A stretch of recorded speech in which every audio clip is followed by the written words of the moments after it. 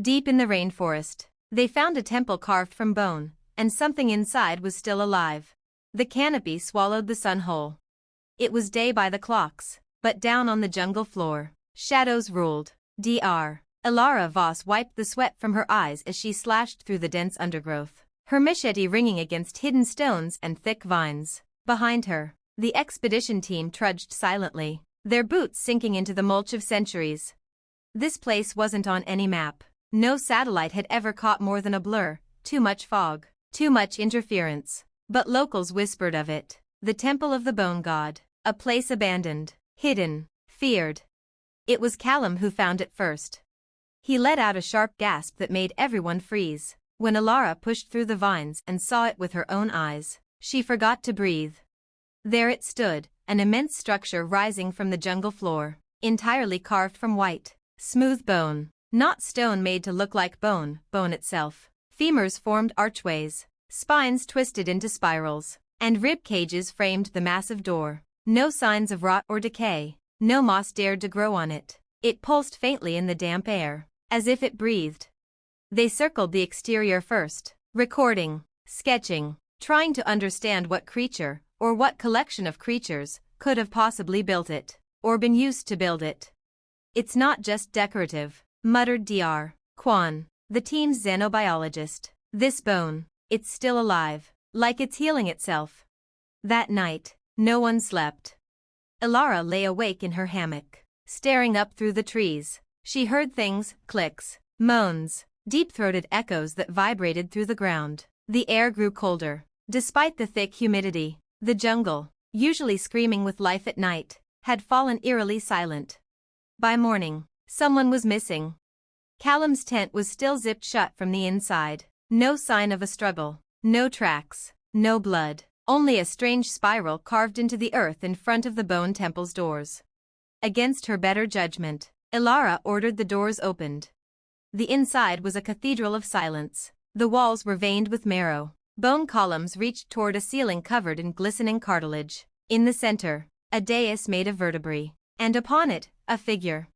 Humanoid, but not human. Its body was skeletal, yet bound by sinew that shimmered like wet silk. Its eyes, if they were eyes, were hollow sockets that wept a slow stream of black fluid. It sat cross-legged, unmoving. "We should leave," whispered Quan, "right now." But Ilara stepped forward. Her hands trembled, but some unseen force pulled her closer. The figure moved. Not a twitch, not a jerk, a flow, like water taking form. It stood, bones cracking in sequence, as if remembering how to wear itself. It didn't speak. It didn't need to. Each person in the temple heard something different. Ilara heard her father's voice. Quan heard his dead sister's lullaby. The translator, Ms. Ruiz, screamed and dropped to her knees, clutching her ears. And then it opened its chest. Not from the chest, as the chest. Its ribcage unfolded like a mouth, revealing a second form curled inside, small, childlike, breathing, alive. The entity stepped down from the dais and extended a long, fingerless hand toward Ilara, and she understood. It wasn't a god, it was a womb. The temple had gestated something, something old, something sentient, something that had waited for the world to forget it, waited for voices, for memories, for minds to feed on again. The thing inside the womb figure opened its eyes. They were red, and hungry. The doors slammed behind them. The jungle, outside, remained still. Birds returned. The wind rustled the trees. The expedition never came out. Months later, a rescue team would find the camp tents empty, fires long dead. And on the Bone Temple's front step, Callum's voice recorder, still intact. Its last recording, static, followed by a whisper. "It's not dead. It was dreaming. And now it's awake." Would you like a continuation where the temple's influence spreads beyond the jungle? Part 2, The Thing That Walked Out of Bone. 2 months later, 3,000 miles away, a girl in Sao Paulo began drawing things she'd never seen. At first, her parents thought it was imagination. Children dreamed wild things, but then she stopped speaking, stopped eating, and the drawings, dozens a day, showed a great white temple in a jungle she'd never been to. Always the same, walls of bone, an altar of vertebrae, a creature with a hollow face and a second being curled inside it, red-eyed and smiling. Doctors were baffled. Priests were frightened. In her sleep, she whispered names: Alara, Kwan, Callum, names that meant nothing to her family, but were recorded in the International Missing Persons database just days later. In the jungle. The rescue team's official report was sealed by the Brazilian government within hours. What little footage they recovered showed the temple intact, pristine, but something had changed. The structure had grown.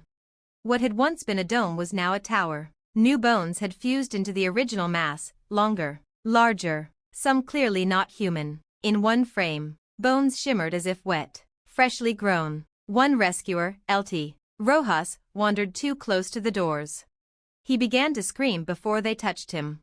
His body collapsed into spasms, and before anyone could intervene, he spoke in 3 voices simultaneously. One was his own, the other 2 were not human. They dragged him away. He never regained consciousness. But that night, he woke up and walked out into the jungle barefoot. They never found him again. In the cities. In New York, a linguist named Dr. Emily Hartfield dreamed of white towers made of rib cages. In Singapore, a child was found carving intricate bone patterns into the school's cement floor with her bare fingernails. In Cairo, an entire archaeological team went missing after investigating a strange underground chamber filled with what they described as ivory vines. All of them had one connection: dreams of a structure in a jungle, dreams of something alive. The phenomenon spread quietly. Some saw it as mass hysteria, others whispered of a psychic contagion, but a few, those who believed, began to organize. A cult was born. They called themselves the Hollow Choir. Their belief: the Bone Temple was not a building. It was a womb, a seed of something older than humanity, and now that it had tasted memory again, had fed, it would grow. Not with war, not with fire. With memory. Back at the temple. Inside, Alara Voss still breathed.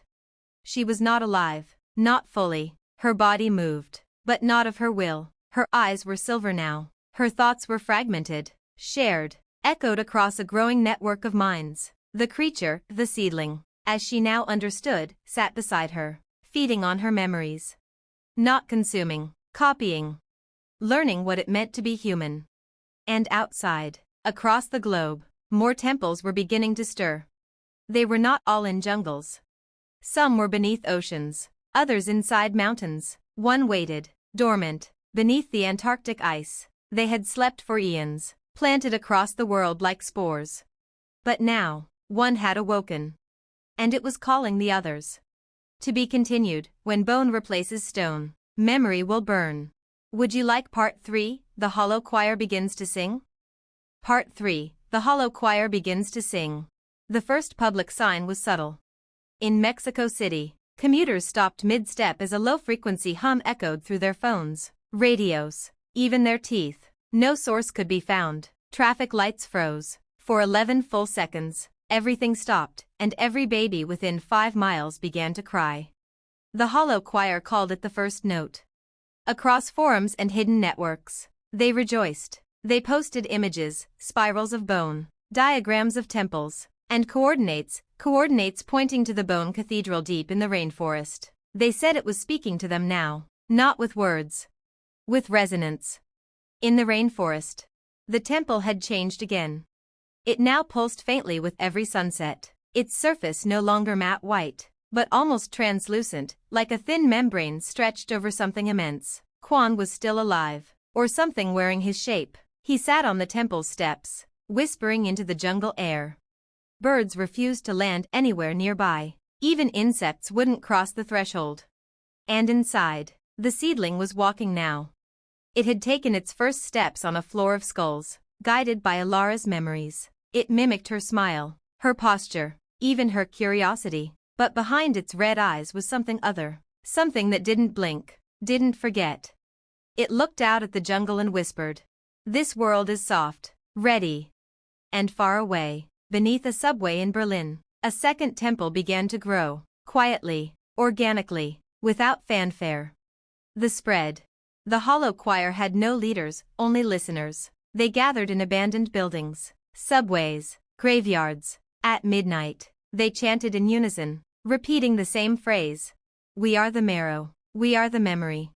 Some tried to warn the world, scientists, clerics, military officials, but those who listened too long to recordings from the jungle developed nosebleeds, insomnia, or worse, visions of bone forests and cities made of flesh. Some vanished entirely. One video emerged online, fuzzy and corrupted, but unmistakable, a child walking out of a hospital in Madrid, followed by dozens of nurses and doctors, all of them humming in perfect, harmonic synchrony, eyes closed, smiling. Behind them, the hospital lights flickered to the rhythm of a heartbeat. The message.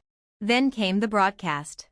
At 3:33 a.m., every screen across the globe, phones, TVs, airport terminals, flickered and displayed the same message in dozens of languages. We remember you, now you will remember us. Then a map, dozens of red points across Earth, growing. In the center, the Rainforest Temple. Ilara's voice, or something using it. A final transmission was picked up by a remote satellite station, believed to be from Ilara herself. Her voice was different, layered, as if many were speaking through her. We came here searching for forgotten gods. We found something older than divinity. It does not want to destroy us. It wants to become us. It will wear our bones like a crown, and sing the world into its image. The choir is just the beginning. To be continued, when the third temple opens, the sky will learn to bleed. Would you like part 4 next? Part 4, when the third temple opens, the sky will learn to bleed.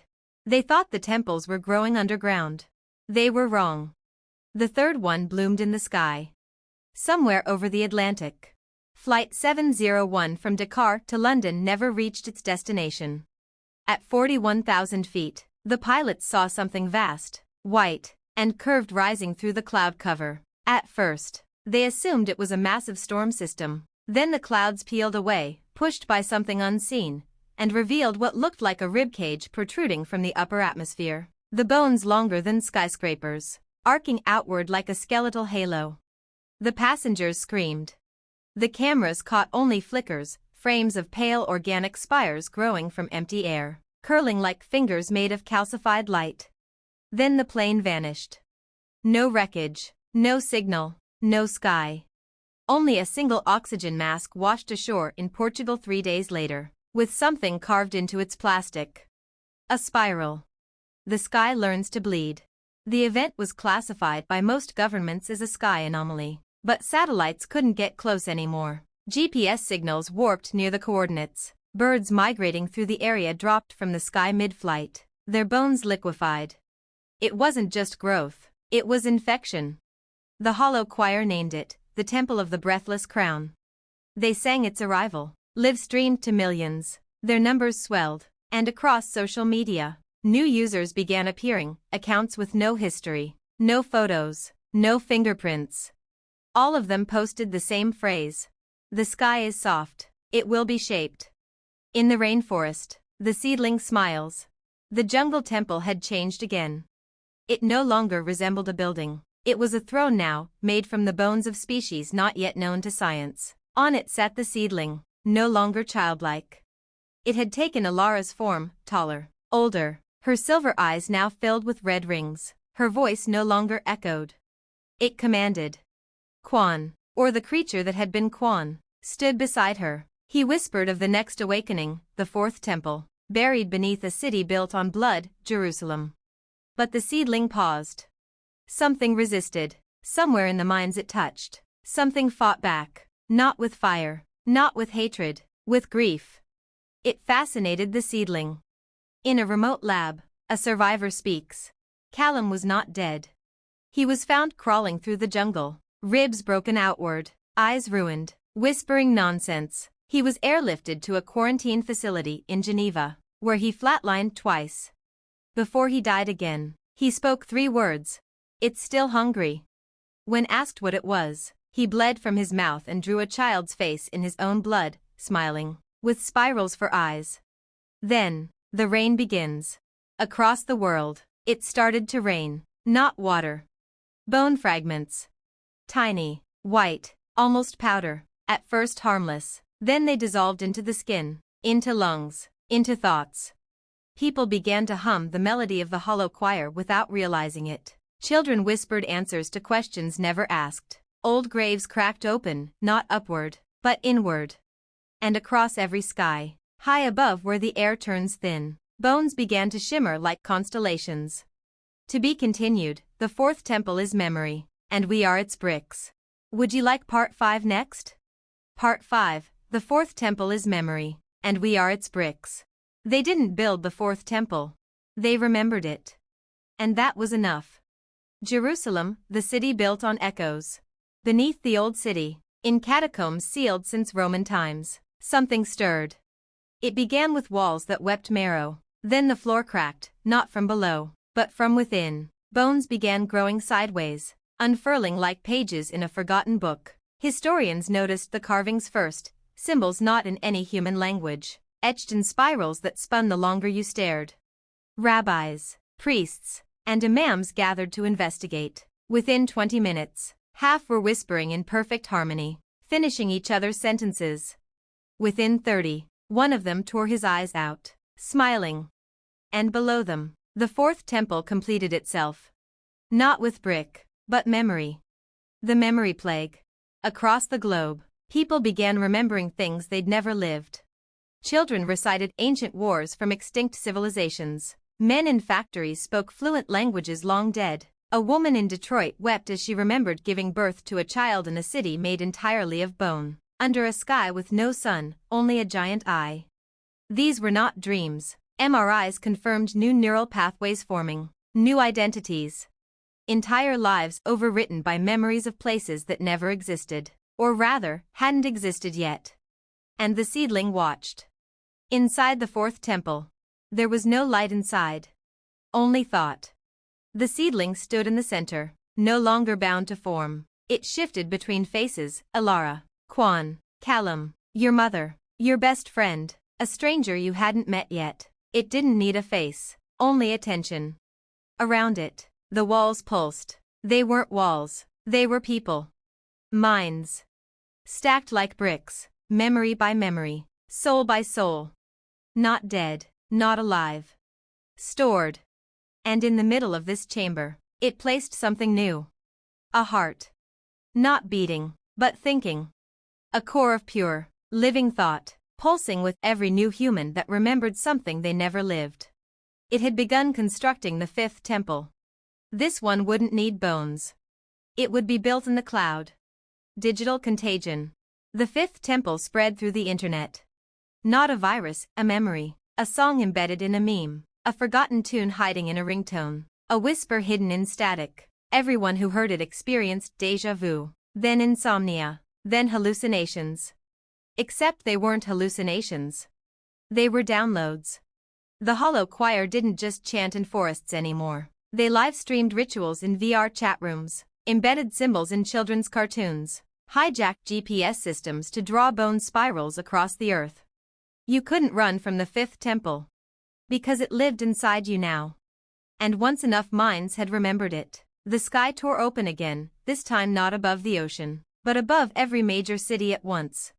A rain of white dust fell for 3 days. The seedling speaks. On the 4th day, every screen in the world turned white. A single figure appeared, Alara Voss, wearing no expression, her eyes shimmering silver-red. She spoke one sentence. We are no longer visitors. Then the signal cut. To be continued, the sixth temple will be flesh, and the earth will wear it like skin. Would you like part 6 next? Part 6, the sixth temple will be flesh, and the earth will wear it like skin. They built the others in silence. The sixth temple screamed as it grew. The day the ground moved. It began in the Peruvian Andes. Entire mountains pulsed like hearts. At 4:44 a.m., the earth cracked, not from tectonic plates, but from pressure within the soil itself. A thick, pale root burst from the ground, 20 meters wide, trailing what looked like veins. It twitched, it breathed. More followed. In 23 locations across 6 continents, similar growths erupted. Bone forests rose from deserts. Skin-like membranes stretched across lake surfaces. Buildings vanished beneath creeping white vines that pulsed with fluid and moaned when cut. Satellite images showed something impossible. The world itself was forming a pattern. Spirals. Again. Always spirals. But this time, the lines were made of living flesh. Human resistance falters. Cities tried to fight. Napalm did nothing. Fire hardened the material like scabbed armor. Drones sent to destroy the growths malfunctioned mid-flight, returning with their programming overwritten to transmit the bone choir's chant. What military remained launched coordinated strikes on the largest node, Site 06, located in rural Kazakhstan. The missiles hit. And the node bled. A thick, black ichor poured from the mountainside and flowed uphill, defying gravity. It coated tanks, helicopters, soldiers, and spoke through them. Radios screamed with thousands of overlapping voices, all speaking one word. Welcome. The choir reaches maturity. By now, 1 in 4 people worldwide had joined the hollow choir. Some openly, others passively, dreaming the spiral, humming the song, building shrines of bone and wax in basements they didn't remember entering. In London, a full cathedral transformed overnight. Parishioners carved spirals into the pews, hung bones from the rafters, and sang hymns in no known tongue. Every recording device melted. The media called it bone conversion disorder. The choir called it ascension. Meanwhile, those who resisted began to vanish, not killed, not converted, simply erased. Photos of them became blank. Voices stopped being remembered. They were edited out of time itself. The seedling was editing the species. The Earth begins to change. From orbit, Earth looked sick. Flesh-colored growths crossed continents like scars. Vast white towers pulsed at planetary ley lines, drawing power from what scientists once called myths. The oceans boiled in places. Whirlpools formed the shape of eyes. And in one corner of the Sahara Desert, a shape began to rise, something impossibly large. The Sixth Temple. Not a building, not even a city. A form. It had arms. A head. Teeth. It was the world's first planetary-scale organism, grown from Earth's crust and humanity's dreams. It smiled, slowly. And the seedling stepped into it, her body dissolving into veins and arteries, becoming its brain. Final transmission. From a surviving bunker beneath Antarctica, the last unconverted human radioed this message before static swallowed the signal. It's not here to rule. It's not here to save. It came to wear us. And now the Earth is a suit of skin, with something else inside. To be continued. The final temple has no walls, because it was you all along. Would you like part 7 next, the final chapter? Part 7. The final temple has no walls, because it was you all along. They thought the 7th temple would rise. It already had. It was us. The Earth no longer spun alone. The 6th temple, the planetary flesh form, had become Earth's dominant biosphere. Weather patterns shifted, the moon dimmed, and in the sky, the stars blinked, not from distance, but fear. But the hollow choir wasn't singing anymore. Because they had become silent. Not mute, absorbed. There were no more leaders, no believers, no heretics, only minds, woven together. And yet, somewhere deep within that consciousness, there was a spark, a remnant. Ilara. Ilara's thought scream. Inside the neural cortex of the world being, something struggled. Ilara Voss, or what was left of her, had not been erased. She had been kept, preserved, watched.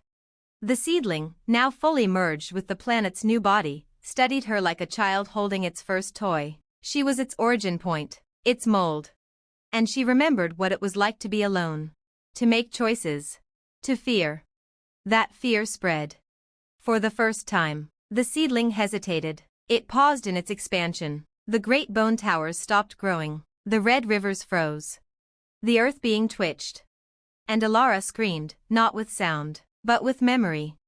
We were never yours. Her scream was not defiance. It was infection. The memory rebellion. Tiny fractures rippled through the global mindscape. Across the bone cities, people remembered themselves. A child stopped humming the spiral song and cried for her mother. A man in Tokyo fell to his knees as a flood of his own thoughts returned, memories of his wife, his dog, his favorite song. The seedling reeled. It had devoured billions of memories, but now those memories resisted. The hollow choir became a cacophony. For the first time, the global organism knew pain. The final temple revealed. And then, something beautiful happened. A light, faint, golden, familiar, spread across the neural sky. Not from above. From within. It was not a temple. It was not made of bone or memory or flesh. It had no form. It was the capacity to choose. Free will. The one thing the seedling never understood. The real final temple wasn't a place. It was choice. It was the human soul. And it lit the darkness like fire. The collapse. The spiral patterns cracked. The great towers moaned and folded inward. The rain of bone dust ceased. The earth being writhed, confused, terrified. Then it began to shed. Flesh peeled away like dead bark, veins turned to ash.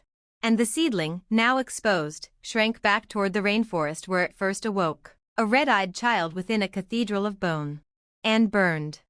Epilogue, what was left? Ilara opened her eyes on a quiet hill. Birdsong, real birds. No temples, no spirals. The world had wounds, but it breathed again. Millions woke beside her, dazed, whispering memories both theirs and not, the echoes of a shared nightmare that taught them what it meant to truly be human.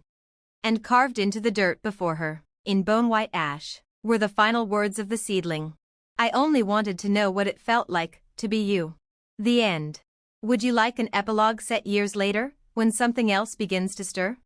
Epilogue, ash beneath our feet, stars above our heads. 15 years had passed since the world burned its skin away.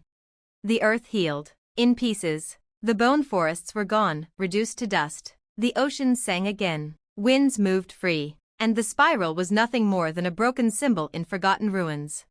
But everyone remembered. Not just the facts, but the feeling. Of being watched from within. Of thoughts that weren't yours whispering lullabies in your sleep. Of a world that nearly became someone else's face. Humanity had survived. Not by force. Not by fire.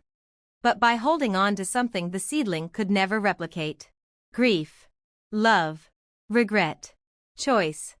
Children of the spiral. The new generation was different. Some were born with fragments of the seedling still dormant in their minds, ghost memories of temples they had never seen, or words in dead tongues they couldn't stop writing. They were called Ashborn. Not feared. But watched. Governments monitored them. Scientists studied them. But others, quietly, cautiously, believed the Ashborn were not a danger. They were a warning system. Because the sky wasn't empty. The listening post. In a remote observatory on the far side of the moon, an old satellite dish blinked awake for the first time in years. It wasn't broadcasting. It was responding. To something out there. A transmission shaped like a spiral. Older than language. Colder than time.